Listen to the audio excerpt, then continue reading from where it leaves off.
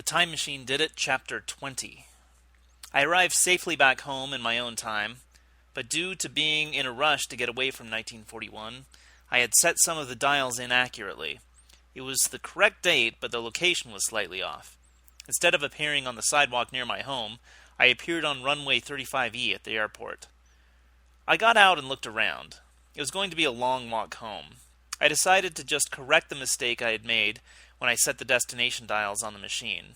I opened the briefcase and started fiddling with the dials and punching some buttons.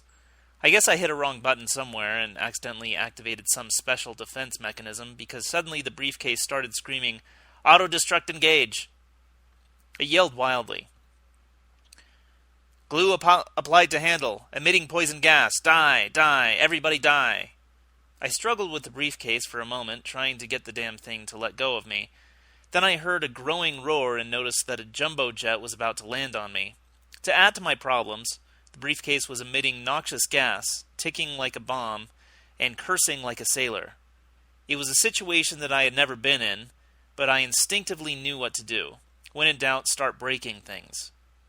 Using all the burly strength at my command, I snapped off the handle, heaved the remainder of the briefcase as far out onto the runway as I could, then dove off to one side out of harm's way. A few seconds later, the time machine exploded with a disappointingly small thump. I wondered what it had been getting so excited about. A moment later, several jumbo jets touched down, one after the other, on the briefcase. Then an airport dog ran onto the runway, picked up the flattened briefcase, and shook it.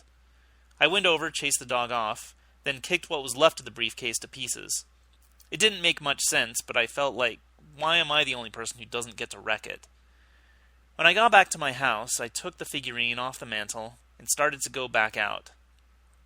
Halfway out the door, I remembered that I probably should check in with Professor Groggins and let him know that I had kind of bunged up his time machine a little bit, and which runway he could scrape it off. I put in a call to him and sketched out what had happened, trying to make the whole thing sound a little humorous, so maybe he'd decide he was kind of glad it had turned out the way it did because of the huge laugh he got out of it. He didn't get the humor of the situation at all. I've got to work on my delivery, I guess. Timing is important too, darn it. Once he'd heard the whole story, the thing that worried him most was the possibility that I might have done something, maybe something that seemed inconsequential at the time, that might have altered history. I admitted that during the police chase through time, I had done a couple of things that I regarded as iffy. I married my own mother and ran over myself as a small boy. What? And also, I stepped on something that was trying to evolve into me, but that was much earlier. Man, do you realize what this means? It means you were never born. You don't exist. Nothing you ever did in your life has happened now. Then how did I run over myself as a small boy? And if I don't exist, who are you talking to? After a moment's thought, he said, "Look, I can show you the numbers if you like. I like science as much as the next guy, but this whole topic was starting to bore me.